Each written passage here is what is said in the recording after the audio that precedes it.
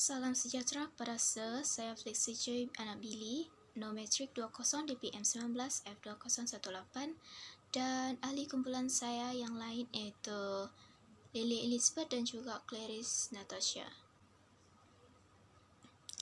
Nike adalah sebuah syarikat multinasional Amerika yang terlibat dalam reka bentuk, pengembangan, pembuatan, pemasaran, dan penjualan kasut, pakaian, aksesori peralatan, dan perkhidmatan di seluruh dunia. Syarikat ini mempunyai beribu pejabat di Beaverton, Oregon di kawasan metropolitan Portland. Nike adalah pepekar kasut dan pakaian atletik terbesar di dunia dan pengeluar peralatan sukan utama dengan pendapatan melebihi 37.4 bilion pada tahun fiskal 2020 dan berakhir pada 31 Mei 2020. Sehingga tahun 2020, ia menggunakan 76.700 orang di seluruh dunia. Pada tahun 2020, jenama Nike bernilai lebih dari 32 bilion menjadikan jenama Nike adalah paling berharga di kalangan perniagaan sukan. Syarikat ini ditubuhkan pada 25 Januari 1964 sebagai Blue Ribbon Sports oleh Bill Bowerman dan Phil Knight dan secara rasmi menjadi Nike. Pada 30 Mei 1971, syarikat itu mengambil nama Nike dari The Greek Goddess iaitu Dewi Yunani. Nike memasarkan produk dengan jenama sendiri iaitu Nike Golf, Nike Pro Air Jordan, Nike Blazers Air Force One, Nike Dunk, Air Max Foamposite, Nike Skateboarding, Nike CR7 dan anak syarikat termasuk jenama Jordan dan Converse. Nike juga dimiliki bola hoki, kemudian dinamakan semula Nike Bear dari 1995 hingga 2008 dan sebelumnya dimiliki oleh Cole Haan, Umbro dan Hurley International. Seterusnya adalah overview. Nike adalah peneraju kasusukan dunia. Syarikat itu meningkat dengan cepat dari jualan kecil-kecilan di track perjumpaan menjadikan syarikat unta 500 yang diperdagangkan secara terbuka. Sepanjang sejarah dan latar belakangnya, Nike telah menggunakan kempen periklanan yang kuat untuk memisahkan diri dari pesaingnya. Dua kempen pemasaran yang paling berkesan iaitu Just Do It dan jenama Air Jordan menjadikan Nike sebagai salah satu jenama kasut paling popular di dunia. Seterusnya, CSR in Nike. Pada asasnya, tanggungjawab CSR iaitu Corporate Social Responsibility adalah konsep dalam pengurusan yang menyatakan bahawa organisasi mesti mengintegrasikan keprihatinan sosial dan persekitaran dan mencari jalan bersama yang memaksimumkan keuntungan dan mengurangkan kesan buruk kepada dunia luar. Ini dilakukan dengan meningkatkan operasi perniagaan dan memastikan semua pihak berkepentingan dijaga. Organisasi di seluruh dunia mulai CSR enggan kerana peraturan, tetapi sekarang syarikat mengambil pendekatan yang lebih proaktif untuk menangkis lebih banyak peraturan dan untuk menenangkan pelbagai penerbitan mereka. CSR telah berkembang selama bertahun-tahun untuk menjadi istilah yang lebih inklusif dan lebih luas. Terdapat 6 ciri utama yang menentukan tanggungjawab sosial mengikut penurutan perkhidmatan penulisan disertasi kami. Itu saja daripada saya. Sekian, terima kasih. Saya akan menerangkan tentang Nike CSR activities, yaitu topics Human Resource Management Training, yaitu targetnya ialah implement Human Resources Management Training Program in all focus like brand contract factories. Performance adalah implemented in 79% in factories, covered 94% of footwear volume, covered 43% of apparel volume. Yang kedua, freedom of association, implement freedom of association education program in all focus Nike brand contract factories. Implemented in 79% in factories, covered 94% of footwear volume, covered 43% of apparel volume. Yang ketiga adalah worker survey, have 100% of focus Nike brand contract statistically relevant sampling of employees. Implemented in 79% in factories covered 94% of footwear volume, covered 42% of apparel volume.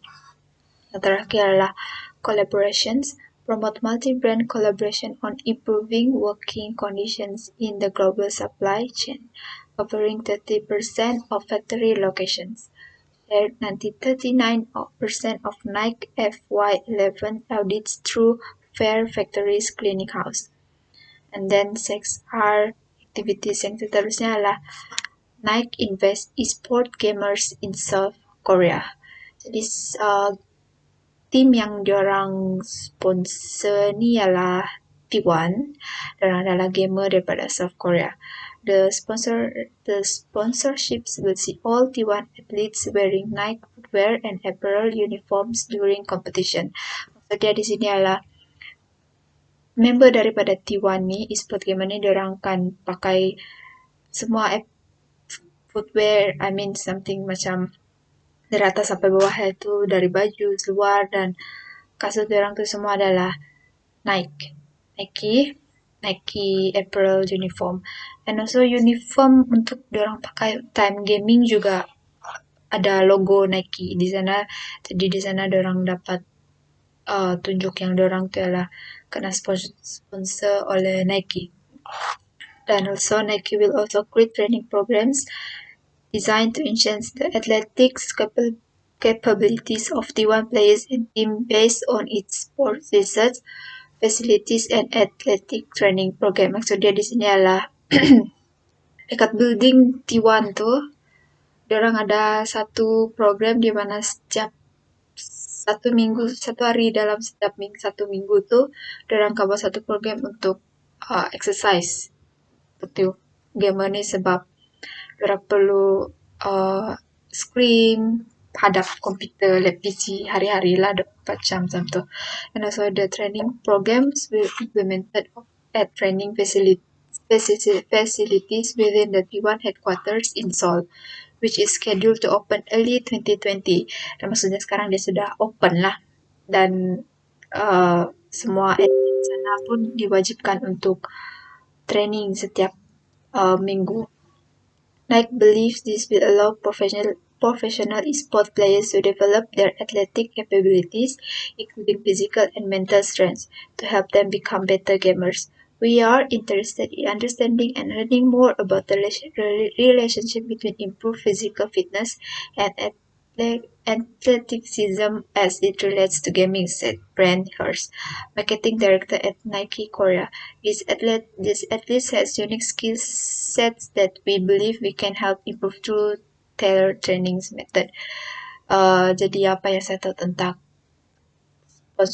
sponsorship Nike ni dengan T1 ialah diorang sponsor fully dari uniform, footwear, baju diorang pun, even hoodie, even dekat T1 shop pun diorang promote baju Nike ni. Dan tidak lupa juga ada logo Nike ni dekat uniform diorang, itu yang buat benda tu macam menarik sebab baju dia pun cantik, design dia pun cantik. Tapi ada juga cons dia, iaitu di mana diorang T1 player ni, sport gamer ni, diorang tidak dapat tengok dekat public. Maksud saya show dekat public pakai ada brand footwear, baju, hoodie semua tu. Melainkan kontrak diorang dah habis dan Nike dah tidak sponsor diorang. Jadi dari sana diorang boleh freely wear apa yang diorang mau. Tapi overall apparel, uniform diorang semua, footwear dari Nike ni memang semua nampak selesa. Jadi saya rasa next year CSR activities ni memang menjadilah untuk sport gamer. Orang yang minat pun diorang even beli. Diorang cakap selesa, cantik.